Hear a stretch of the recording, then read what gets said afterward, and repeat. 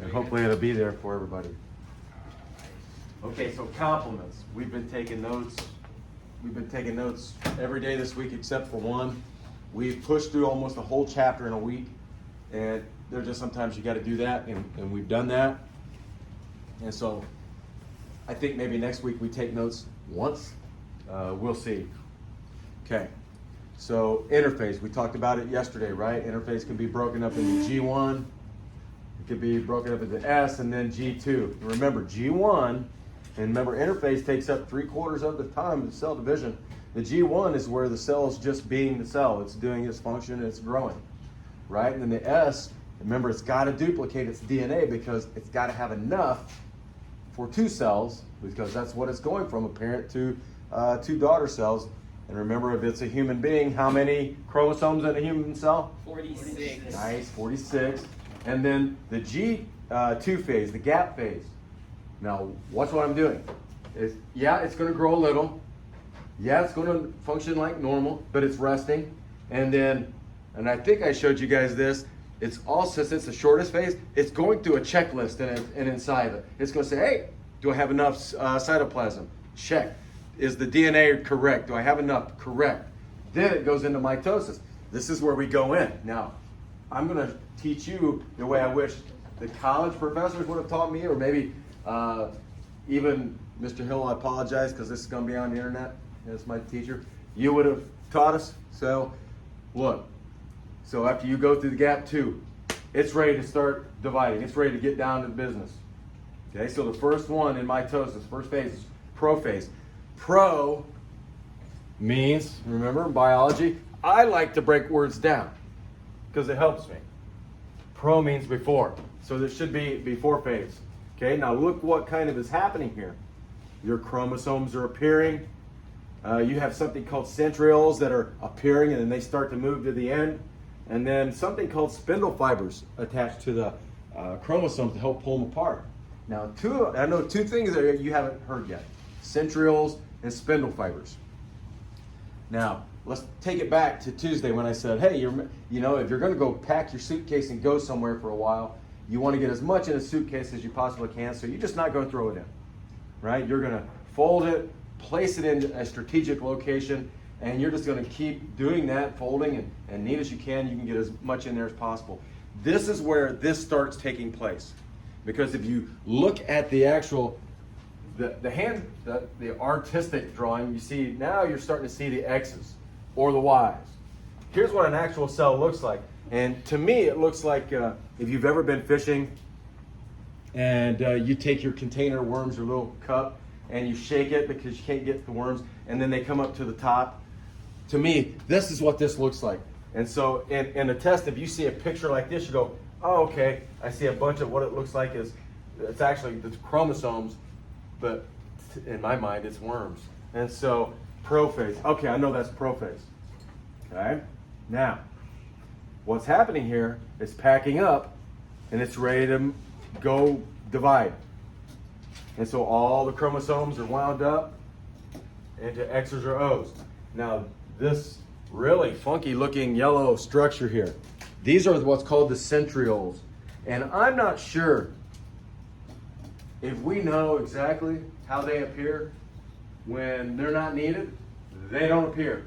We think the components just get put together from the stuff that's inside in the cytoplasm. It's really wild. And then as soon as it's over, they disintegrate again, back into the cytoplasm.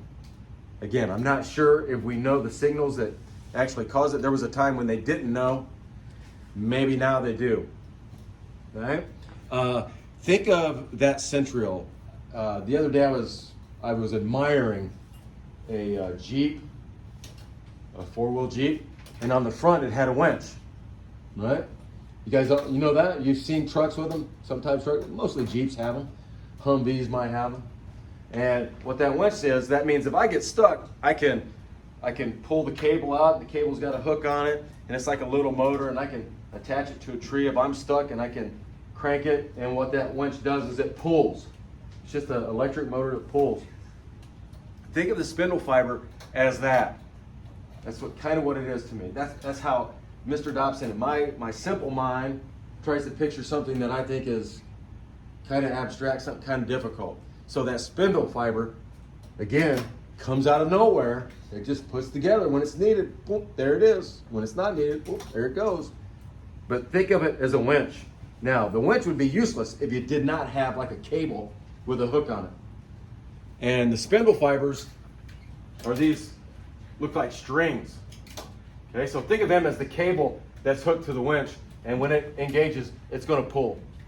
It's going to pull. Now, one thing you got to kind of keep in mind, if you remember that part that holds the sisters together, right? Remember, this is a sister chromatid, this is a sister. They're identical. Remember, one's going to go that way, one's going to go that way. That spindle fiber is going to attach right there. Now, what's cool, and I couldn't find a picture, I just reminded myself of it. There are proteins back here called motor proteins. If I'm lying, I'm dying. They have 2 feet, 2 legs, and look like a Pac-Man. And what they do is they all work together, and they walk and pull the chromosome apart. It's called a motor protein. If you doubt me, look one up. There's an animation of them. They're really cool. Okay, so prophase, probably a good thing you need to know. Okay, everybody understand what a centriole is, right? It's like a motor that pulls, and then the spindle fibers, again, they're like this. They come out of the cytoplasm, and then when they're done, they disappear. It's pretty cool. Okay, so pros before, metaphase. Meta, in my mind, I'm trying to make it easy for me. Meta means middle. It's a middle phase. Now, it doesn't mean it's in the middle. That means something else is in the middle. Well, if you look at that cell up there. This onion cell. You can always tell an onion cell from an animal cell. Animal cells are round or odd shaped. These are square.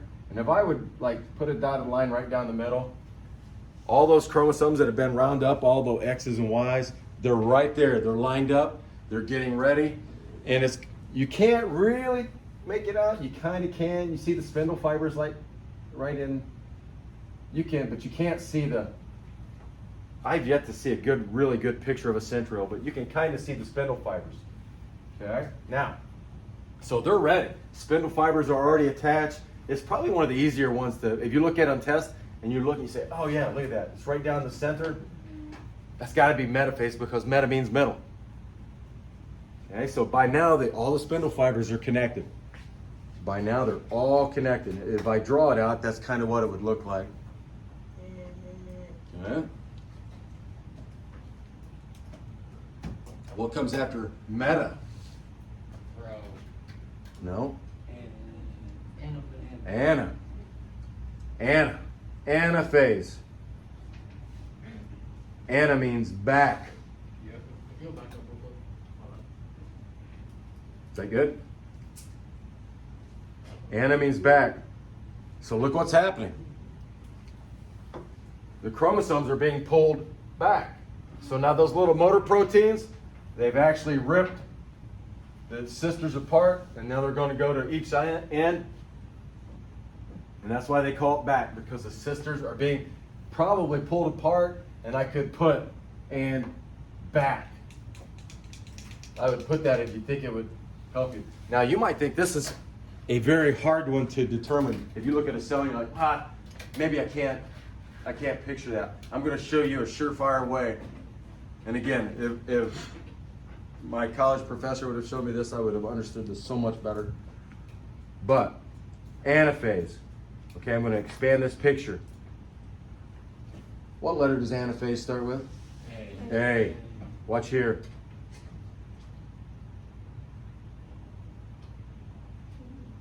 If you can make A's, that's anaphase. It's that easy. Once you can see that, you're like, oh, it looks like a V. No, it's really an A. Oh, you got it. That's anaphase. So that might come in handy on your test. That's anaphase. Whoop. What comes after Anna? What is it?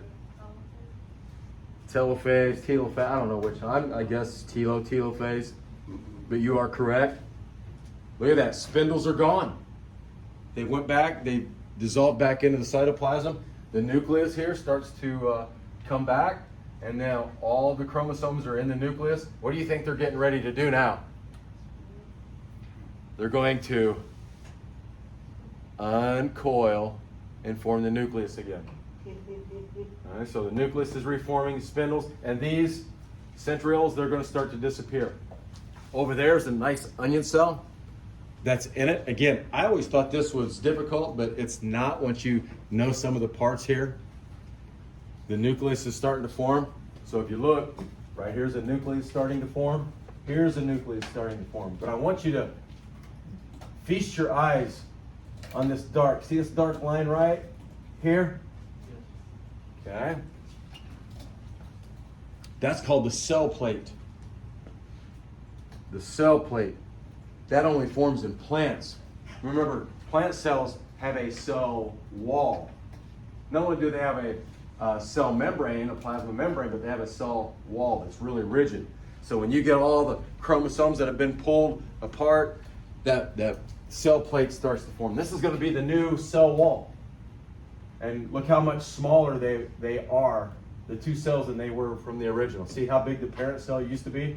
And now you got two little cells. So as soon as this happens, they're going to go back in interphase and they're going to start to grow again. This is an animal cell. You know, because you can tell because it's round, but plant cells, like what you will see Monday, it's always going to be square.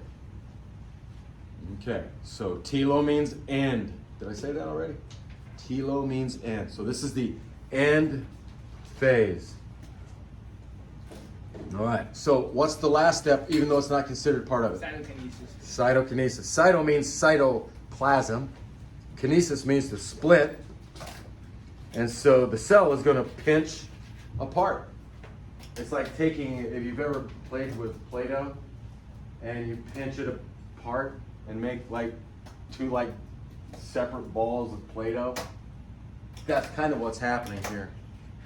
Okay, there's nothing major that's happening on the inside. It's just that it is closing off. Okay, so here in telophase, cytokinesis is pinching off. It's not quite so dramatic, but I think they're stretching it out right there. So you can actually see that it's like pulling the goo apart. And eventually it's going to just pinch apart. And then interphase starts all over again. Now, if you were in college, you would definitely have to know what a cleavage furrow is. I'm going to show you an actual picture of one.